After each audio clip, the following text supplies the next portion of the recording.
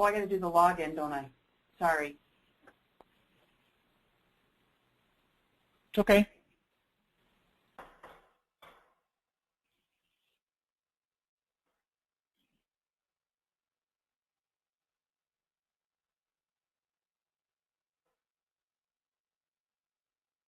All right, I've been enabled. And they have come through.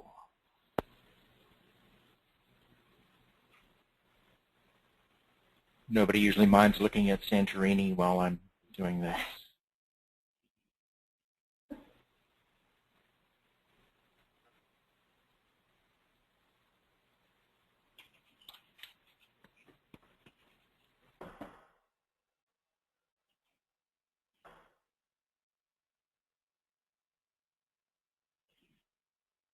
Everybody see the CounselorMax screen?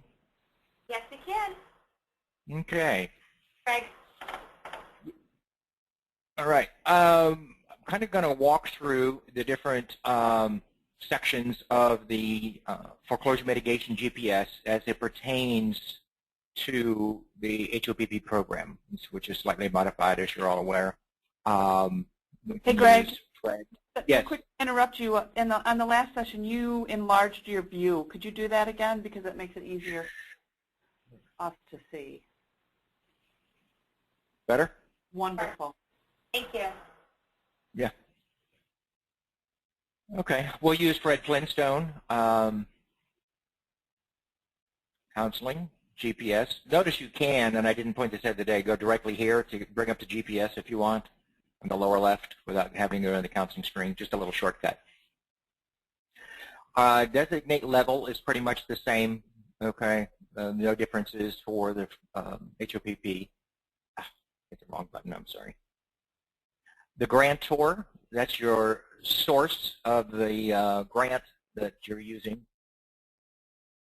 Could be different for the different locations, and there could be more than one.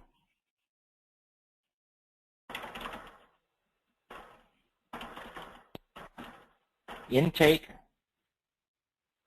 This is primarily used when your intake address over here is different than the property in question on foreclosure mitigation.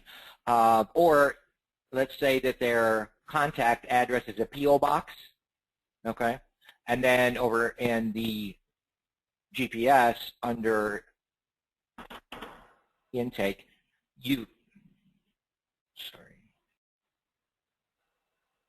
you can then correct the address to anything that would be different, if it's different anyway. So if it's a P.O. box in one, or they're staying with family because the house is not livable, that's under foreclosure, or whatever the case may be, it's used for when they are different, okay? The client info is strictly the household occupants, married with children. There's this one here. There's a drop-down list. The default reason, okay, the age, Hope hotline referral, check for yes. Hope now, check for yes.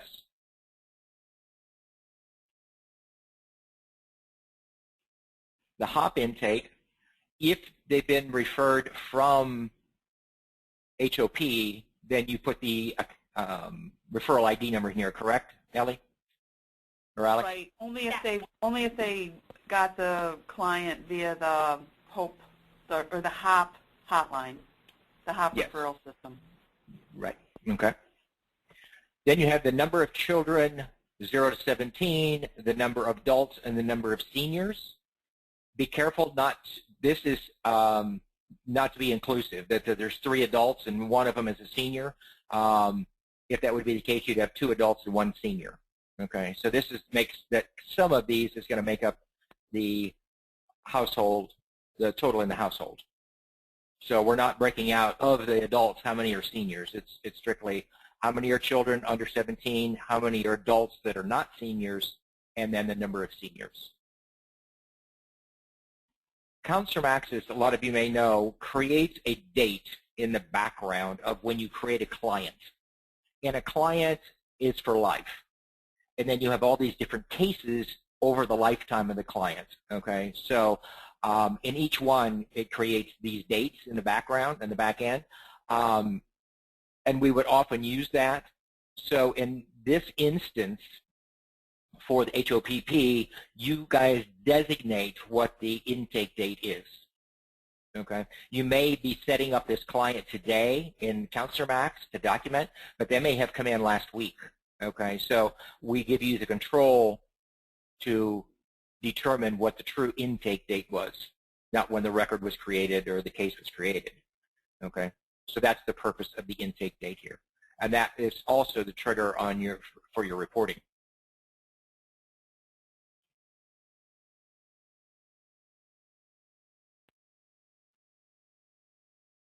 Authorization. This is your, consider it your opt-out. There's a way for every organization to edit their own authorization to release form from the admin menu. The idea here is that you present it to them. If they do not opt out, then you would check the box that they've given authorization. In a lot of the reports, if this box is not checked, it will not use the client name in some reports, and in others, it may not use their name or their address for confidentiality purposes. Okay, so if I know somebody had questioned the HOPP why some clients have their name listed and some don't, and I believe this is the trigger for that. If I'm remembering it, it was the HOPP report. It could have been another report, but I believe it is the HOPP report. Counseling mode. This is not the appointment. If all you do is answer this question on this screen, you'll get errors when you try to run the report saying there's no counseling, because we actually go in and look at the records to make sure there is a counseling record for the client. This is the method being used, okay, for the first appointment. Was it face-to-face, phone, video conference, or other? Okay. You still need to either via the calendar, through the log, or you can do the shortcuts up here to do either one, create an appointment, okay? And I'm purposely using the word appointment because for HOPP, for NeighborWorks, and for HUD, the type of event must be APPT. If it's anything else on the list, a call, a class, you can add others, it will not recognize it for reporting purposes. So all calendar, and we'll get to the log in a minute, types must be the APPT. You can put your description, your location. Note that there's no place in here to put any notes or documentation. It is not recommended that you create one here and then go to the log and create another one with the description of the session that will double report the time. So if you just want to put in the appointment and you really don't care about the details, the calendar might be for you. Okay. The log may be better for everybody. You can indicate, obviously, the start time. Again, appointment is the only thing that's recognized for reporting counseling sessions with the clients in the HOPP report. Same with the NeighborWorks and HUD. But class closing, these are for other uses. It's not considered one-on-one counseling. Okay, even though it says intake, that might be if you had collected them and you had somebody at the front desk or a certain person enter those. It just varies by organization, but keep in mind appointment must be used. If you have entries in for a client, but yet the audit report is saying that there's no counseling, it's probably because the subject is not appointment. That is critical. I know I'm going over and over it, but it is critical. Staff initial, that's the initials of the counselor. Okay, this is the help desk. Okay, this is Ellie's account, so it would be EP if she was entering it. So actions, you could add other actions. case management, phone, walk-in consultation. You could put other things there. That does not affect how it reports. That's edit. You can add to that list from the admin menu. Comments, this is your description of what you did with that client during that call or session. The duration in minutes. I've had some support desk calls for this where somebody said, oh, I talked to him for an hour, and they put in a 1. It's going to think that's 1 minute. And in some cases, it won't recognize less than a 15-minute session. And some of the different reporting, So just bear in mind what it wants here is the minutes of the session. And then including counseled isn't going to really matter. It's a bit of a legacy thing here, but even if you don't check it, it's going to prompt you when you go to save. Okay.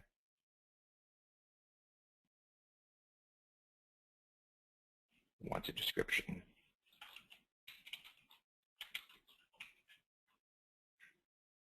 Okay. Would you like to include yes or no? If you click yes, it's going to automatically check it. Okay. So again, on the counseling mode, this is just the mode. It is not an appointment itself. Okay. Property. Again, we have the subject property. This is the standard foreclosure mitigation for NFMC or whatever screen. I know you've got it more than once. It's actually the same one as up above with the client info. You can get to either one from either link on the GPS. Okay. So, and here we have the MSA, which should be picking up automatically based on the zip code you enter. Okay. If there's more than one MSA area in the zip code, it will list them all. So if this particular zip code was one that had more, 2 to 3 MSA areas within that single zip code, it will list all those that are within that zip code, and then you'll need to select the correct one. Okay. Same thing will happen with city. Sometimes there's more than one city will share, especially in small area, rural areas, will share a zip code. If there is more than one city for that zip code, this will change to a drop-down, and you can select the correct city for that. If it is FEMA, you can collect it there. Okay. So those are not required, just indicating. We did talk the other day about market value. If you do want to track it for internal reporting purposes, this is where you would enter that.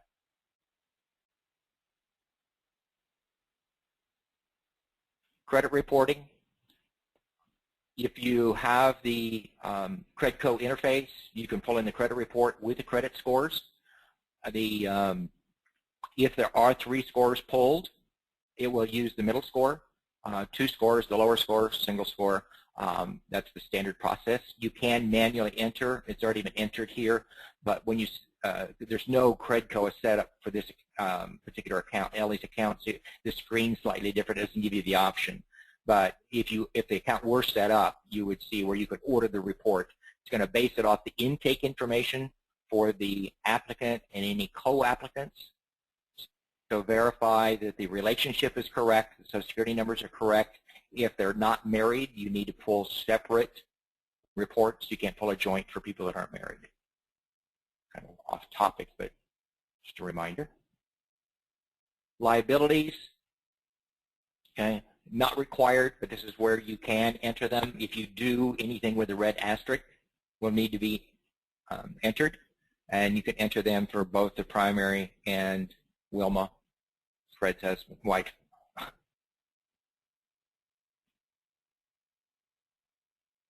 Income, if on the intake screen where you have at the bottom the household income, typically this is what the client discloses on the intake form, and a lot of people just use that, select the MSA area, and then based on the household size, the number in the household, it's going to compute the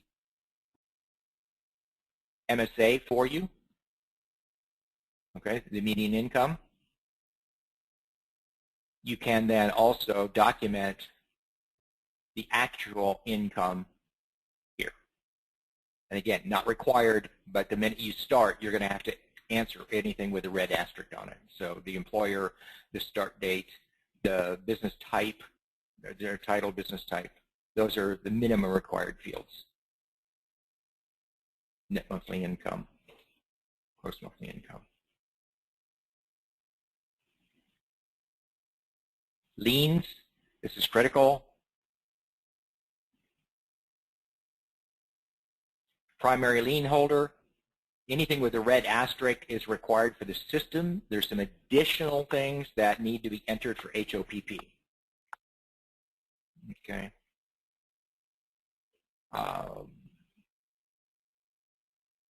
The servicer number will pull over. The origination number will pull over if it's entered. Original lien holder, I believe, too. Ellie, correct?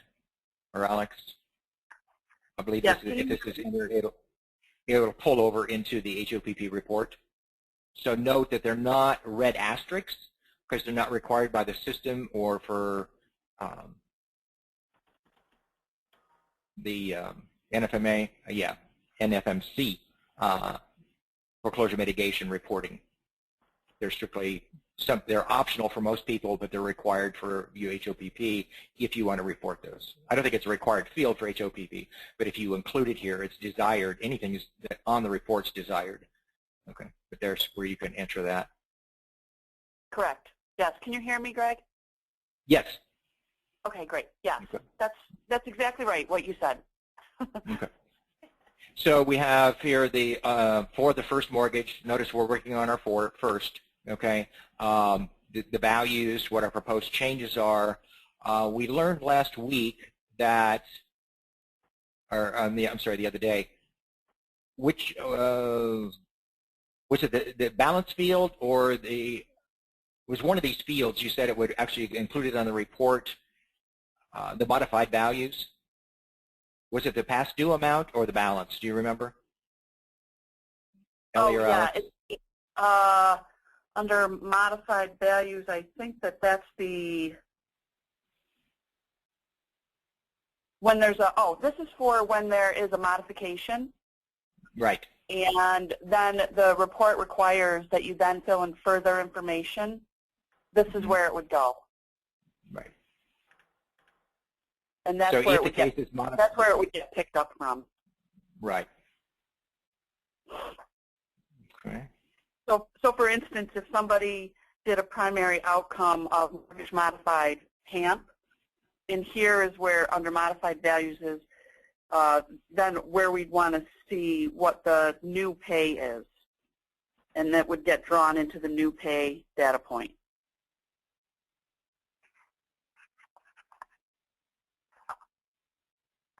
Okay.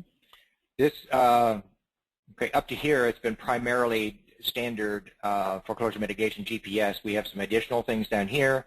The original amount at origination. Okay, that's the original balance of the mortgage. We didn't go over the, let me go back for a minute. Up here on the status, okay, you've got the 120 plus, 30 to 60, 61 to 90, 91 to 120, and current. And on the report, the status, it's going to report what is in here with two exceptions. One is if the lease tenant filing date has been entered, in which case it's going to indicate that the lease penance has been filed instead of 30, 60, and 90, 120 plus, whatever. Okay? So if this date is there, it will. Consider this a foreclosed property. Okay?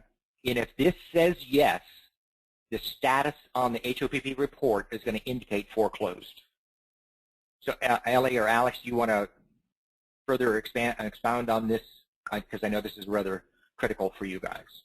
Yeah, so right now it says foreclosure, and correct me if I'm wrong, guys, but we are changing that. That should say foreclosed at intake.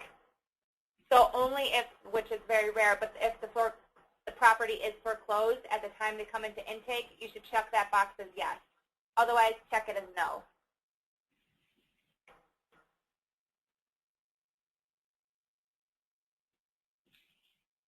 Okay.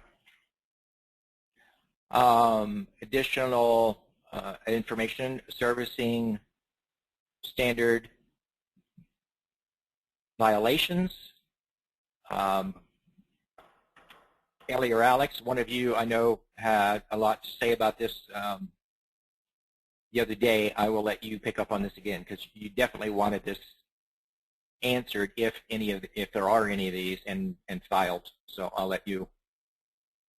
Yeah, I mean, I commented on the first session that if you have filled in an answer to this question, the servicing standards violation, then you should also either yourself or be encouraging your homeowner to file a complaint with the OAG and potentially with CFPB or New York State Department of Financial Services. Some of you know how much I am constantly raising that banner of file complaints. So if you're repeatedly putting in servicing standards violations on cases that you're reporting on, then you should also be filing complaints on them with one or all of the entities I mentioned.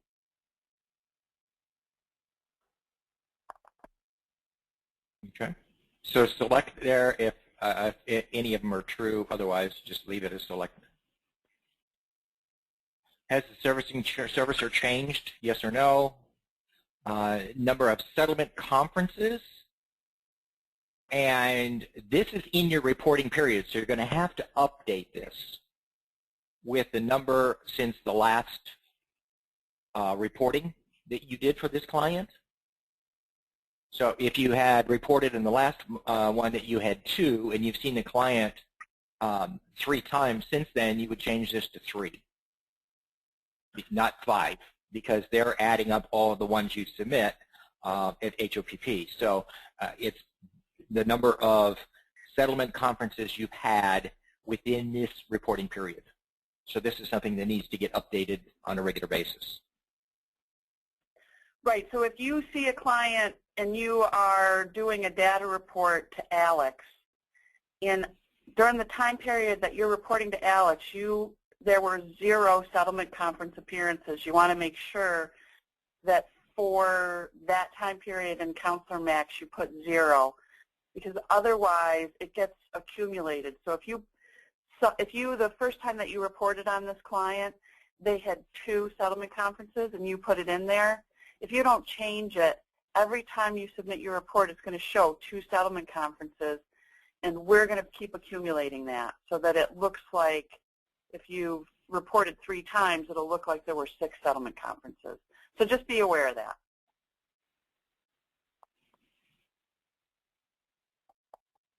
Okay. First settlement conference date. Okay. And if there's a bad faith motion, yes or no. Okay. So this is for the first lien. If there were a second lien, it would be add new. Just the main difference here is you're going to add, make sure it says the second lien.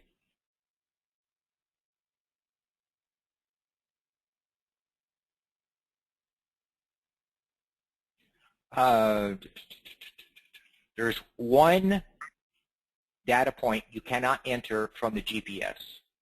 So we're going to close this, go to our case profile, subject property, and this closing date is considered the settlement date. So the date that property was acquired initially. That's what this date represents, and this is what will populate that date field on the report. The purchase date. It'll populate the purchase date. Yeah. So closing date, purchase date is the same, 2 different words for the same thing. So this particular field cannot be entered from the GPS. You have to come into the case profile, subject property, and enter that one piece of information.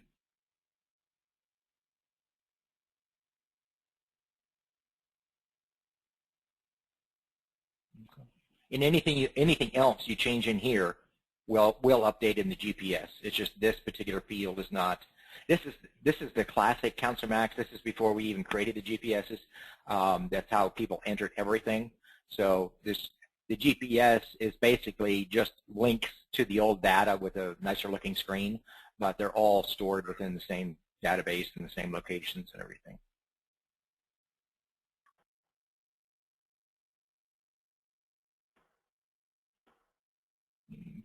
Don't need to go into the budget. If there was any refinancing involved,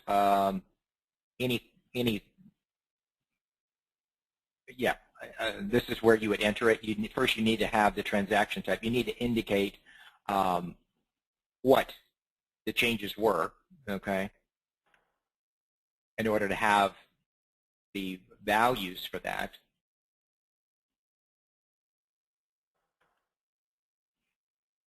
Okay, and then we can enter any loans, grants. Okay. Technically, liquid assets do not apply. If somebody just took cash and paid up the arrears and everything, that's not financing. That's just doing what they should have done all along. So that really it doesn't get reported as financing. There's no new source of funds. Okay.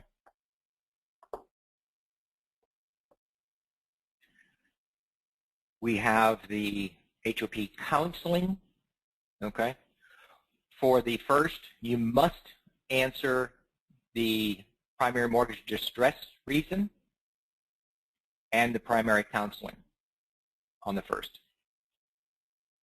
If there is a second, you need to answer that. In this case, there isn't, but we had selected a value. Okay. Yeah, if there's Sandy, there's a place here to track that. Secondary Sandy.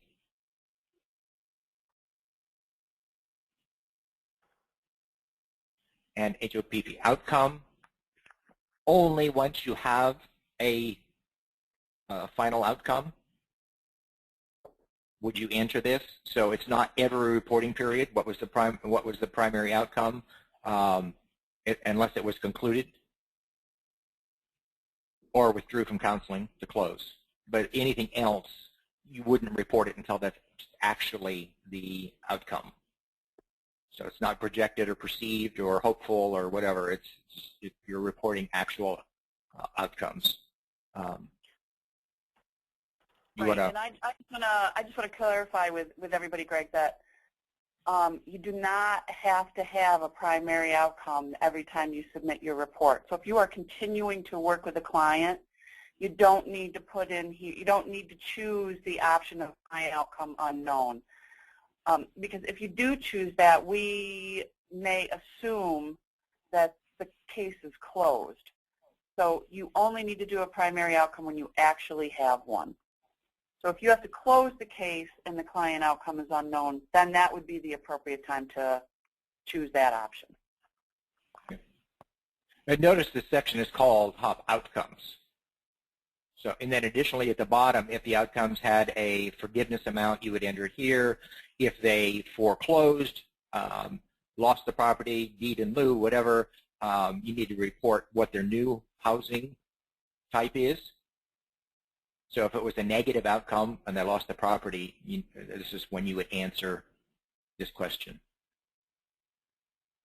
Short sale price, short sale date, forgiven, a deed in lieu, forbearance, cash benefit amount, cash benefit source.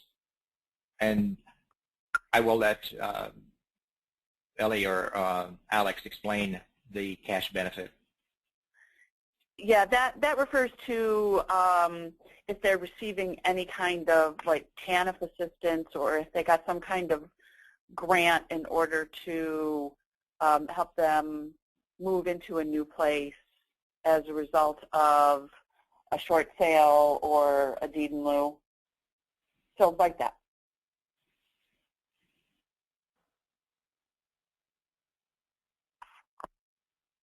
Okay.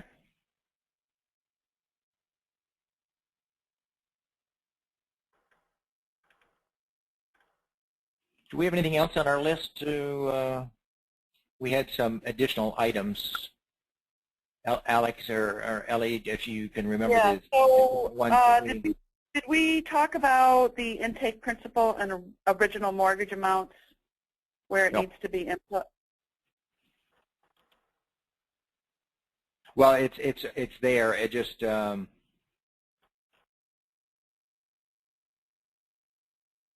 not it. I'm sorry. Liens.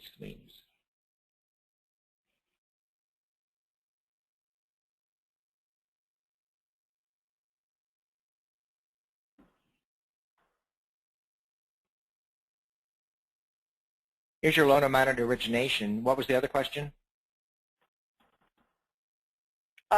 Intake principal. The principal balance. Yeah, right here. Just wanted that pointed out. Yep. And then we had also, the term in months, keep in mind this is changes monthly. So yeah, that was the next one I was going to point out. Yeah. Based on the length of the loan and the number of remaining payments, it's calculating the origination date on the particular loan in question. So if you don't change that monthly, with the calculation is going to be off between now and the number of months. So you need to be updating the number of months remaining. So I want to reassure everybody that's listening to this that Alex and I are trying to figure out how to address the fact that this could be pretty onerous, particularly for people who have hundreds of clients that they're dealing with, because we ask that you report on all of your clients every single reporting period and update us every single reporting period. So I said, Alex and I are working on this, and so more to come on how to deal with this. But you may want to just, you know, if your new clients, just make sure that as you're putting them in, that you are putting in the correct number of months remaining on their term, because that does populate their origination date. And for your existing clients that you're providing new reports on, again, Alex and I are trying to figure out how to make that easier. More to come on that. Yeah. Right, and there was some discussion about possibly adding a field of origination date as a optional field that then you guys could use. I haven't heard from Kevin on that, if there's been any discussion about that. Yeah, no, we haven't had any further discussion other than what we mentioned on the, you know, on the webinar the other day. We've had a couple of internal conversations, but we haven't had any further conversations with Kevin or with you. Yeah. Okay.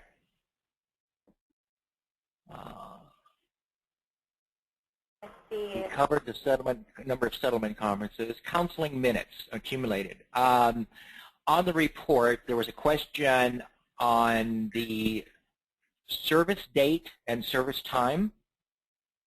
That's based on the appointments, okay? And that's another reason that the APPT is so critical. And the amount of time that you don't put one for, meaning an hour, that you would put in 60. And I did get the answer to your question. It reports a cumulative time. So from 2 weeks, up to 2 weeks prior to the case being created. Because you could have a client and have counseling appointments before you ever create the foreclosure mitigation. It's not ideal, but it's happened. So we look at up to 2 weeks prior to the case being created. And any appointments in there up into the reporting date, those are all summed up, okay, and reported as a cumulative time. Reported by CounselorMax? Yes. So okay. You don't need to add them up on your end. They're already summed for the client being reported. That's from the beginning of their case.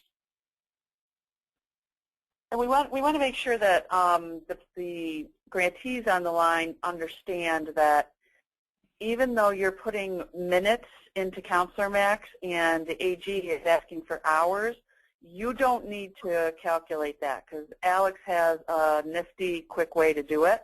so you can submit it as minutes. Just make sure that it's clear that it's all of the minutes that you have ever worked with that client under HOPP.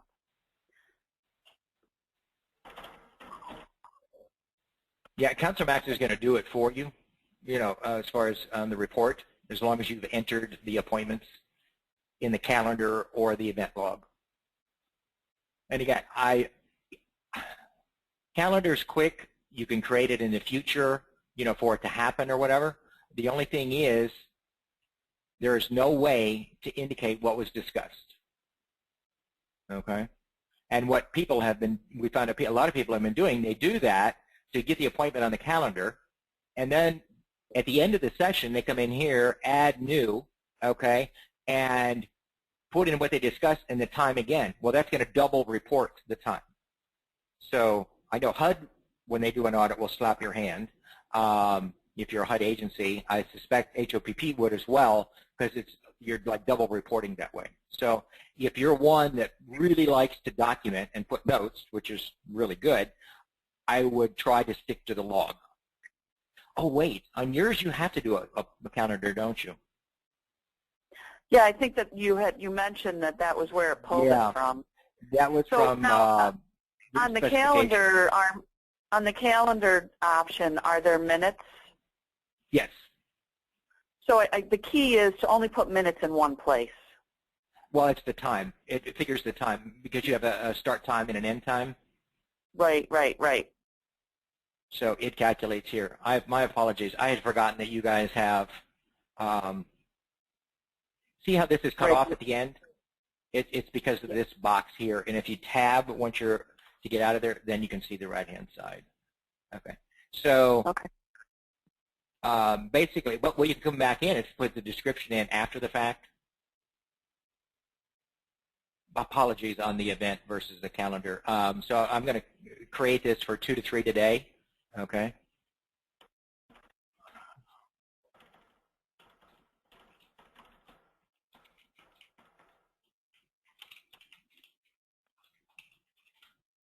Okay. Notice you can put it on your Outlook and all the other stuff and everything. So at the end of the session, I can come in here, click Edit, and then put in more descriptions of the session. It's kind of a small window, but you could do it. Well, and you could go into the other option. If you could go back to the other option, which I can't now, it escapes me what it's called. Yeah, the event log. But see, those don't report on HOP. But they don't report on HOPP. And if you say appointment, it would. If they wanted to add more notes in there, they could. Right. They just would not put their minutes in there. Correct. I think it's going to prompt you. I think it's going to prompt you, but choosing miscellaneous would prevent it from reporting as well. Okay. Let's see. Yeah, duration must be filled in. Okay. Okay. So if you use miscellaneous, it's not going to report to HOPP or to, well, nothing in here reports to HOPP, but furthermore, it's not going to report on the HUD, so you wouldn't be double dipping. Okay. And but it would allow you the place to do some more detailed notes. Yes. And this is irrelevant whether you click it or not. It really isn't doing anything. We need to remove that functionality. Changes to the HUD report required that it be changed. So here's my miscellaneous that I just put in. Okay. So a miscellaneous subject is not going to report to anybody. It's just going to be a way for you, and you could create a new entry that says notes, notes from appointments or notes from calendar appointments or something like that if you wanted, so that it was a clearer understanding of what was going on. But just keep in mind, don't use appointment on each, because then you'd be double reporting that time to HUD. Edit your NeighborWorks to NeighborWorks.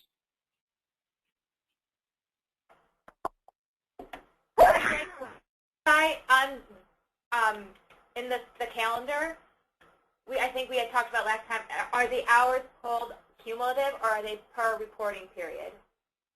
Cumulative. They are cumulative? Okay. Yes. from up to 2 weeks prior to the case creation date. See, this case was created on January 28th of 2014, so January 14th would be the earliest date it would recognize for this reporting. Okay, so any appointment for this client in the calendar after January 14th up until your reporting date would be included and added up all some cumulative hours. Not just the hours provided in the reporting period, but from cumulative from the beginning 2 weeks prior to the case being created. Perfect. Thank you. Okay. Oh, so we have one quick question, Greg. Sure. So, yeah, so if you put in an appointment in the calendar and then put your notes in the client log with the appointment, will the report double count those hours? The report only recognizes calendar appointments. It does not recognize log appointments. So if you have no appointments in the calendar, you're going to get an error on the audit report saying that there's no counseling provided. Okay. And that was by design. We looked that up, and that was an HOPP design. They only wanted to recognize counseling sessions entered via the calendar. Perfect. Okay. But if you put this in here, okay, also for the details, and you left this as appointment and your HUD agency, you would double report the time. So, and if your NeighborWorks, you double report your time. So if you get in the habit of you have to use the calendar, but if you want to use the log to enter your notes, then you must remember to use miscellaneous or create something new, notes from appointment or something like that to use so that it will not report to HUD, NeighborWorks, or anybody else. It's strictly the notes to go along with a calendar appointment. Perfect. Thank you. Okay. And let me just show you real quick. I'm just going to do it, and then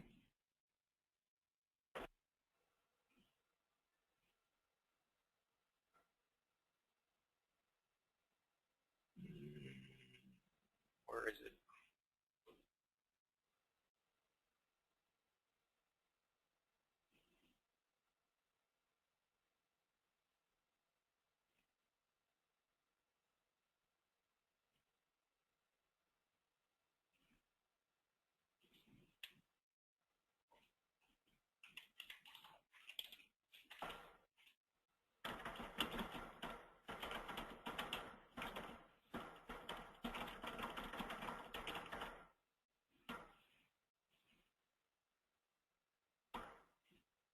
Okay. So I just quickly added one that says notes from Cal appointment. And that way, that would not get reported to anybody, but it's clear what it is.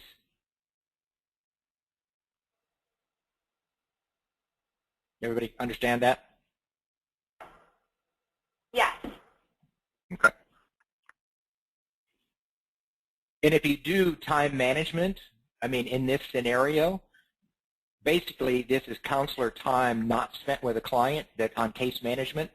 That duration could be different, the amount of time it took the counselor to enter all this and everything, and then you could do separate reports, just a little side thing. But a lot of people like to know how much time the counselors are spending on cases non-101 with client. All righty. Next item. Was there something else?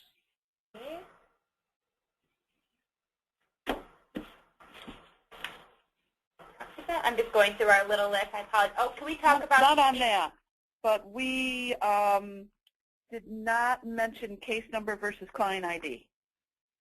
True. Okay. If you notice up here, we have a client ID number. So I will talk quickly about that. So when you input somebody into CounselorMax, it creates a client ID, which is a permanent number that remains with that client no matter what you do. You may close them and reopen them. They always have the same client number if you use the same exact name. So each time you create a new service for that client, it creates a new case number. And so what happened with our reports, was that if you were using clients in CounselorMax but reporting manually to us because we didn't have everything set up with CounselorMax yet, you were telling us your client number because that was what we asked for. We asked for client ID, not understanding everything that went on within CounselorMax. And so when you started using CounselorMax, it automatically pulled up the case number that was related to your HOPP activity. And so it looked like you were, like CounselorMax was changing client IDs. So what we asked,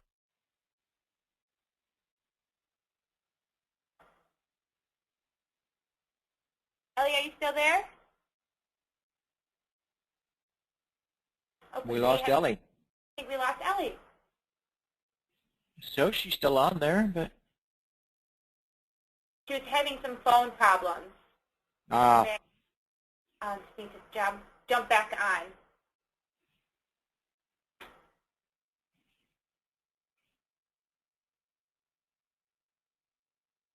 So I apologize. So if anybody, do you have anything to add for that, Greg? no, I mean, I just wanted to indicate, kind of go over. CounselorMax, you have a client ID, and that's the client ID for life. But you can have many different cases. You may have a client that come in for one service, complete it, come back in for another. So their client ID never changes, but the case number is assigned for the particular service being provided. The report requires a unique ID number for the client on the services you're reporting. So even though your report says client ID, it is actually the case number or case ID number that goes along for that client. You have a recording that we did a few months ago on how to run a custom report to look at client ID versus case ID and to cross-reference them. We won't go into that, but the other thing I wanted to point out is that in the admin menu, case management, okay, there's not going to be much in this one. I can show you in mine in a minute. You can go in and take a look and search by case number, okay? This is going to be, by default, I did the whole list, so it'd be everybody. But you have the option here to filter by that case number. So if Empire or HOPP would come back and say, hey, on this particular one we have a question, you don't have to go crazy trying to figure out, okay, what was the client ID, what's the name, or whatever. You can come in here, type in the number, say okay, and it's going to bring up that case for you, and then you can go into it and take a look at even the closed GPS and get information that might be necessary. I'm back. I apologize. My phone just dropped me. No, okay. So I have no idea how much of what I said was heard. Nor do I know what you said because I couldn't even, I couldn't hear you either. Oh, okay. I went over the how CounselorMax creates a client number for life, and then the case numbers reported for HOPP, because the case numbers change depending on the service, and how to look it up in the admin menu. That you have a recording on creating a custom report to pull those out to cross-reference. Though I hear the audio is pretty poor, but there is a report there, a recording on creating reports. Because I'll let you go from there, Ellie, as far as any updates needed. Sounds perfect. Sounds perfect unless Alex tells us that there's questions about this issue. Sounds like you covered everything. No, that was very thorough. There haven't been any questions right now, so I'm just going to throw it. If you do have any questions, please type them into the question box, and we'll answer them as we go forward.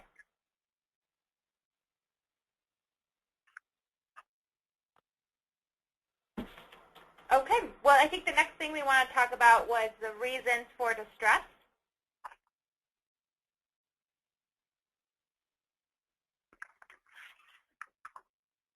Which data point is that, Alex? 19. Oh, yeah. So this is your general loan information. It's data point 19 and data point 20. There's a primary reason and a secondary reason. You're not required to fill in a secondary reason. That's up to you if you'd like to, but it's not a requirement. I think that was the main thing we wanted to cover there. Yeah, we kind of talked about that, yeah.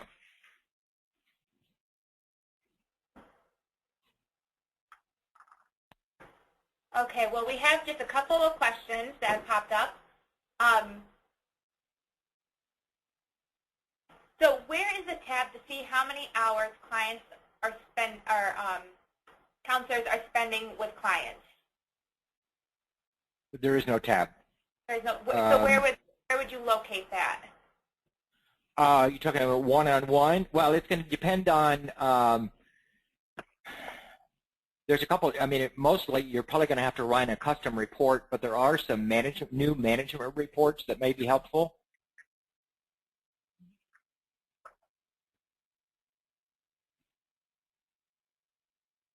You should probably switch to my account. There's some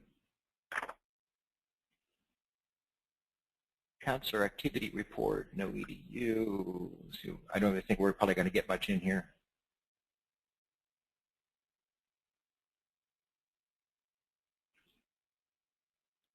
Yeah, there's not much in here.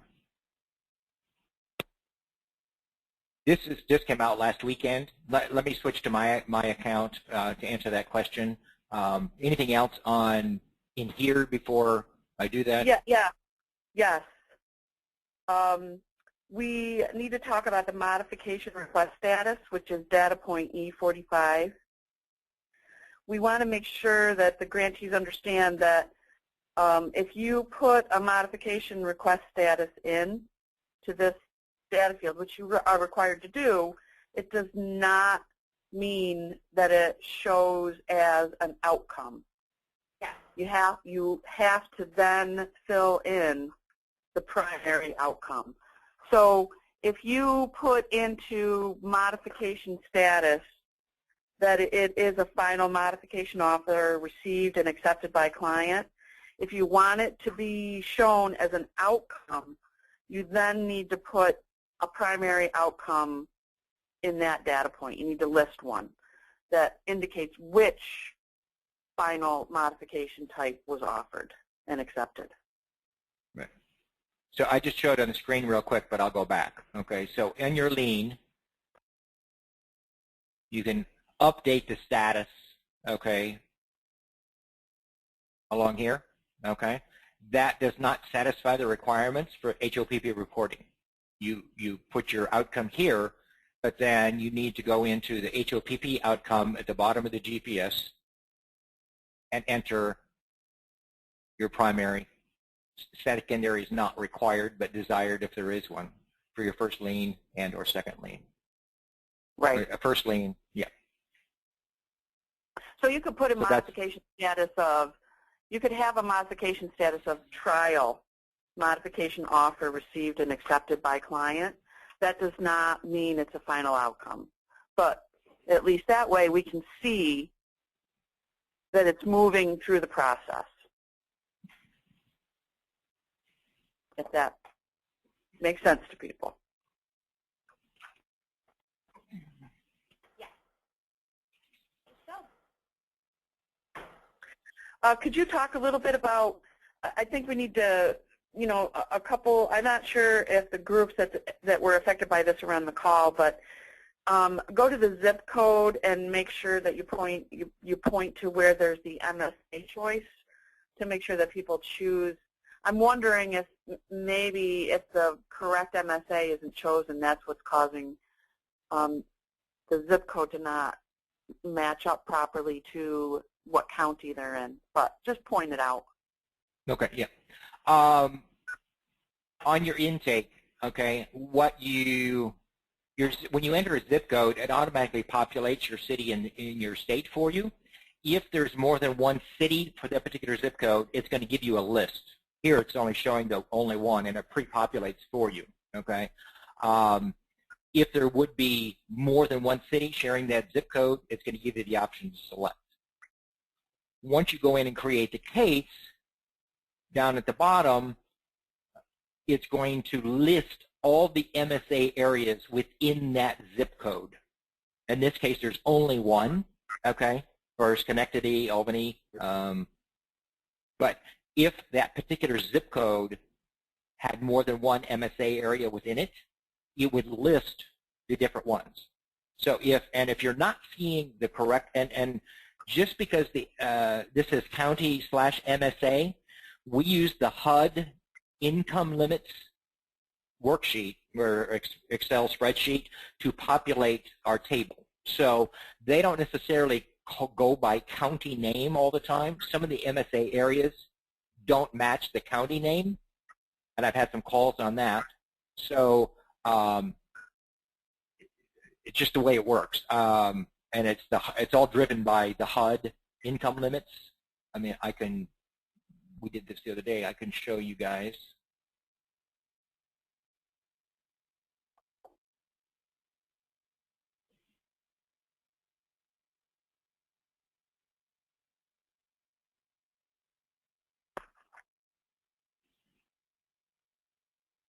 Okay. Oh, here it is. I'm sorry.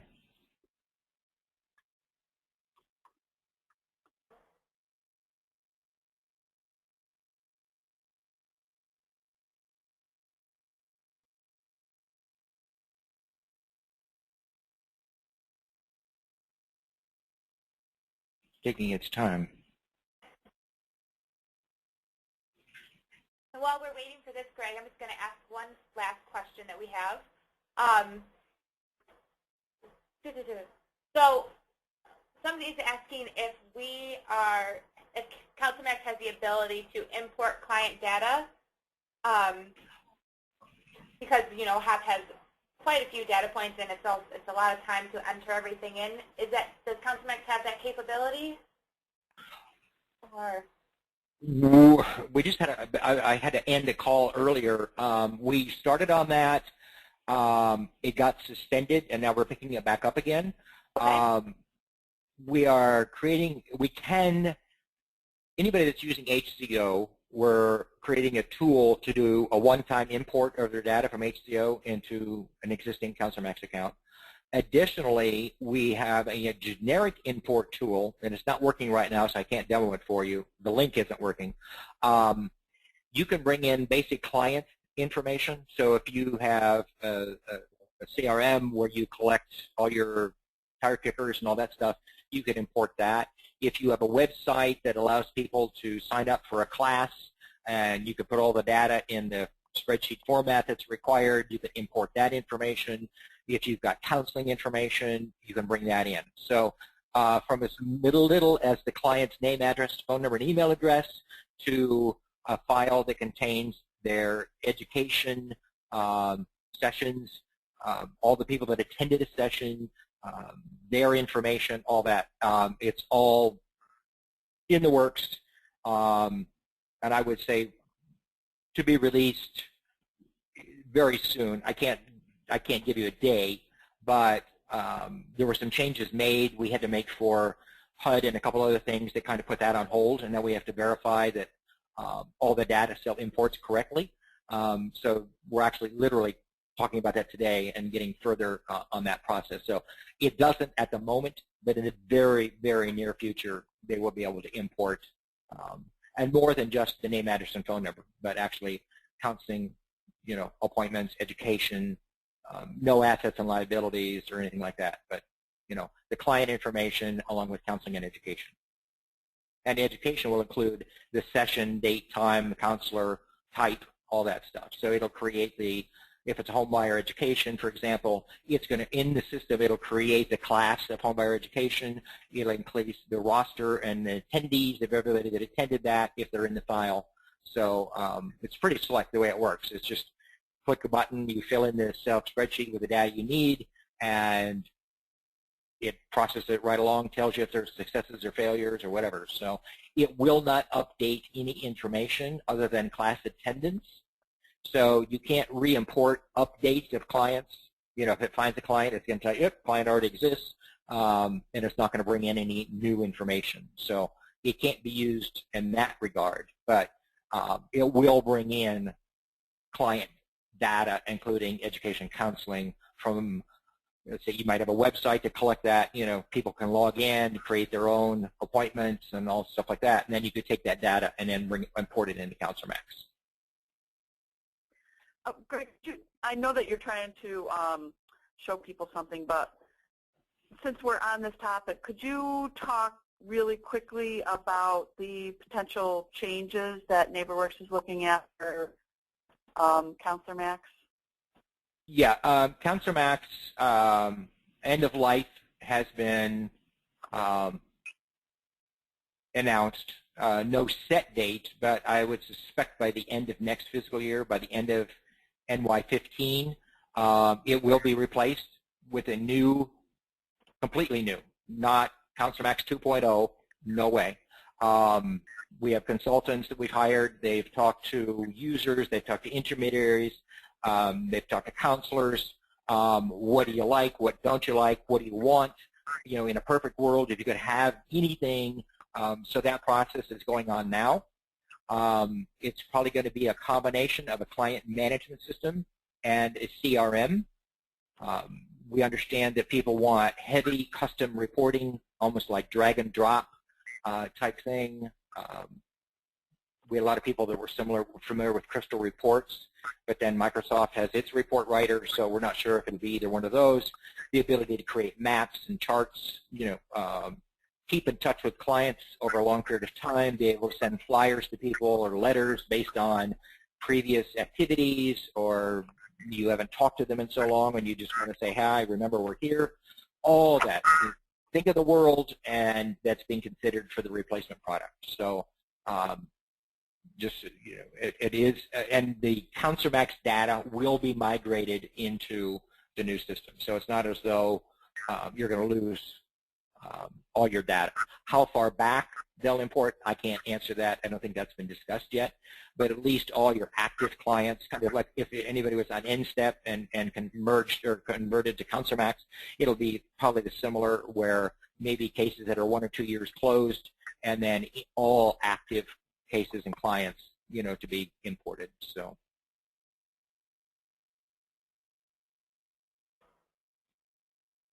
That answer that? So before we get into the HUD income limits, recognize that it is 5 minutes after 12. Greg, are you okay to stay on for a couple more minutes? I am, yes. Okay. And we are, for those who need to jump off, we are recording this webinar, and it will be available in the HOPP portal by early next week. So if you need to leave, you'll be able to access the last couple minutes then. But yeah, so back to you, Greg. Okay. So we use 2 different systems. One is a zip code service that is updated quarterly for any changes, additions, deletions of zip codes and the MSA. That's what populates that city and everything there. And there's cross-reference codes that it's called it's a FIPS, and don't ask me what FIPS stand for. In the zip code that matches up with the HUD FIPS number. It's just a number that's provided as like an identifier, okay? So I filtered this by the state of New York, and if you look, these are the county names. Let me hide this column.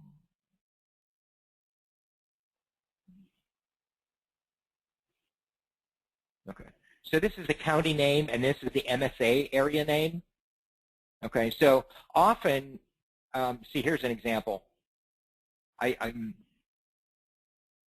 Chemung County, okay?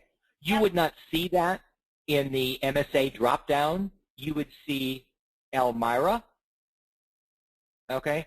So you know the county it's in, but it could, here, it's going to use the MSA name,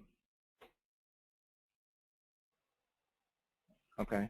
And some cases, they try to merge. If they're very different, they try to merge. I don't know what zip code this would be. Anybody have any clue what the zip code is for this county?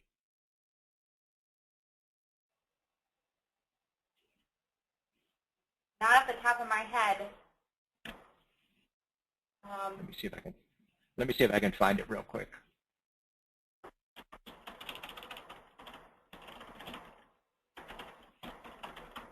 For Chemung County, there is.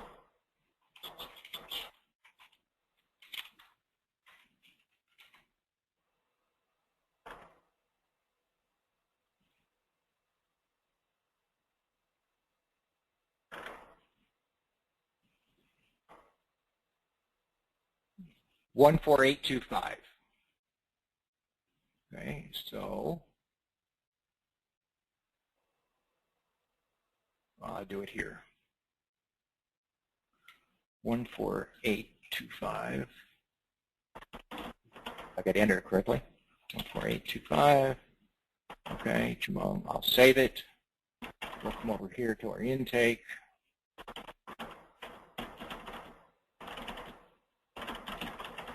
Okay, they did merge them.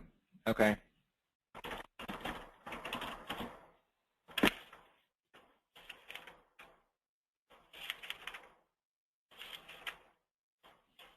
So you kind of see how that works. Here it's showing you Chemung is the city, and in the MSA, it's Chemung County, Elmira, New York. So it isn't always exactly the same, the city or the county name. Again, I know they do the best to merge the two. I don't know if there's cases when it cannot be, but just wanted to give you kind of an overview on how that is derived. So, and we want to make sure you've got the right MSA area, because that's, again, what computes your MSA, your median income percentage.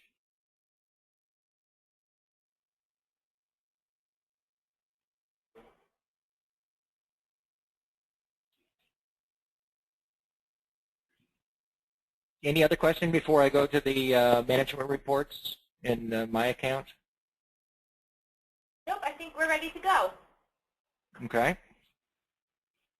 So for those of you who have not had the chance to go in to look at this since the weekend,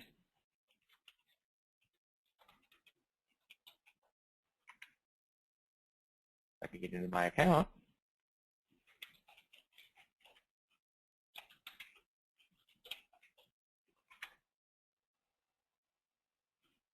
Under reporting, there's a new category called management reports. There's an executive summary based on the periods you run it for. It's just an aggregate amount of information. The number of new clients in the period, the number of cases created in the period, da-da-da. The most important one, though, is the one that the question was the counselor activity report. So let's go to October 1st, which is our HUD reporting period in our fiscal year. I'm not sure if it's everybody's, and we'll go through March. That's the end of a quarter. Okay, and we run this. This is going to be the first 2 quarters of the fiscal year, government fiscal year, and the HUD reporting period. And this account's used by a lot of staff, so it could take a minute to churn.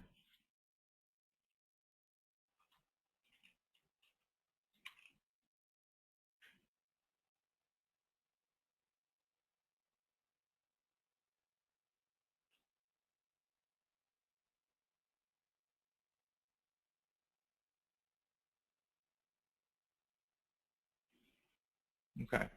So this is the counselor or the staff person's name, okay? Activity type, okay? The staff minutes, the client.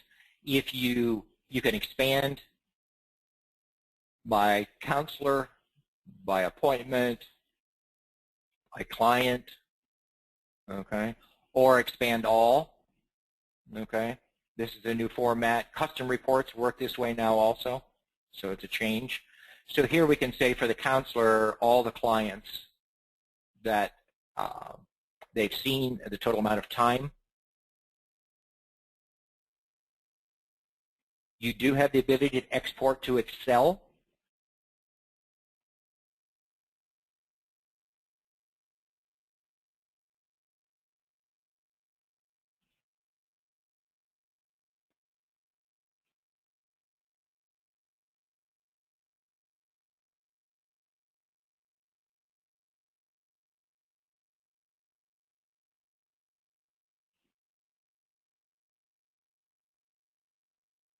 All right, brought up the county.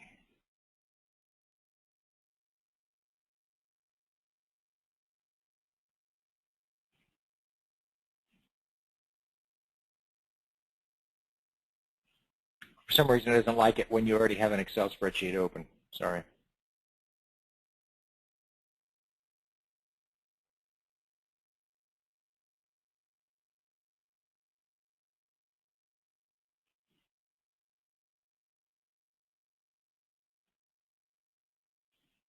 Okay. So you have the information in Excel format. Okay. You can filter by different ways. This is grouped by the staff. If you wanted to group by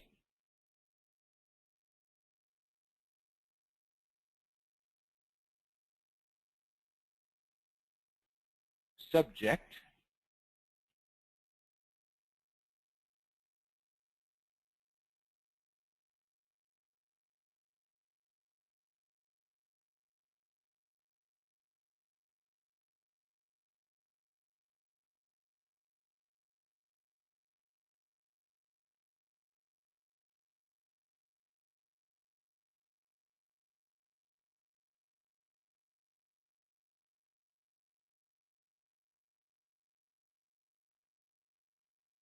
it's a lot of data to crunch, and this has become very popular. Okay, you can see the number of appointments, the number of coaching, you know, what somebody calls discovery sessions, initial counseling. So you have a total, and then if you wanted to see, let's say, who all had appointments, okay.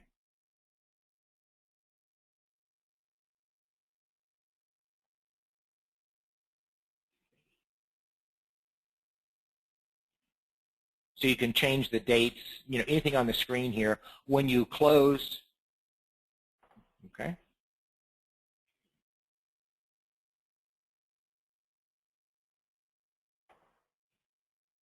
and come back, it's going to default. There's no way to save those changes you've made, so you don't have to worry about losing it. The defaults are always going to come back, okay.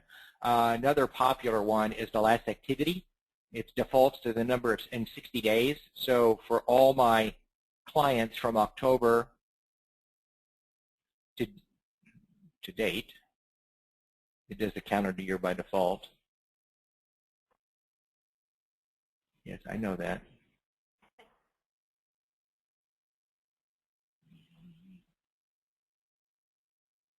This is going to tell me for all the intakes or clients active from October through today have not had any contact in 60 days. You could change that 60 to be something less. So if you like to keep in touch with your clients every 30 days or 10 or 15, you can change that number on the fly, run it, and that'll give you all the clients then that have not been touched in that number of days. Okay. This is way too many, but again, this is our test account. So, and it tells you how many days old, when the last event was, the log type, the client name, the case term, the case status, okay? So what their service type is, and if there's a signed counselor, it's going to show you that. This isn't the counselor that did the last activity. This is the person that the case was assigned to, okay? So again, you can change that on the fly to, you know, if you want something with less number of days since last contact, you can change that and rerun it.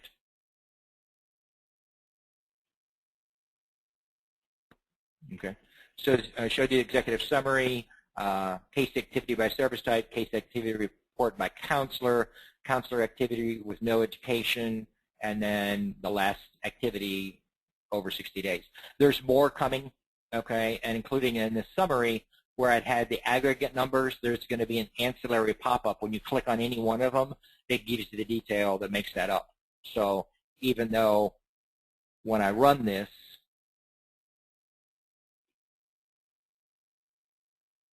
say for the first 2 quarters,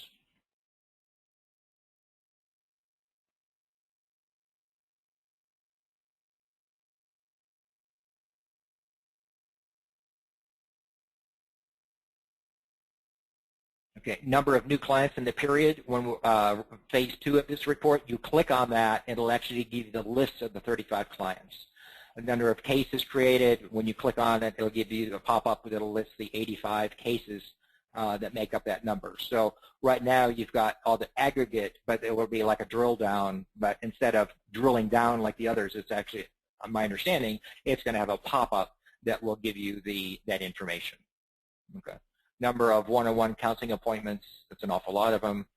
Completed education, one-on-one counseling hours, total number of one-on-one counseling hours, not minutes, converted to hours. So some really good reports. Hope that answered that question. I know I went off on some of the other ones, but it's a good report. It'll help a lot of people, I think, all those. Absolutely. And if there are any additional questions, please type them in the question box. Ellie, did you have anything else? I don't think so. I think we covered it all. I did send, Greg, I sent you a message via the Yeah, chat box. I saw it. Yeah, no problem. Okay. Give me a couple minutes after this, and if you're available, I'll give you a holler. Okay, great, perfect. Okay. All right, everyone. Well, thank you so much, Greg, for taking the time to walk through CounselorMax with us, and we really appreciate it. So thank you. No. Okay, no problem. All right, Thanks, everyone. We'll Greg. have a great weekend. Bye, everybody. Bye-bye. Okay. Bye-bye.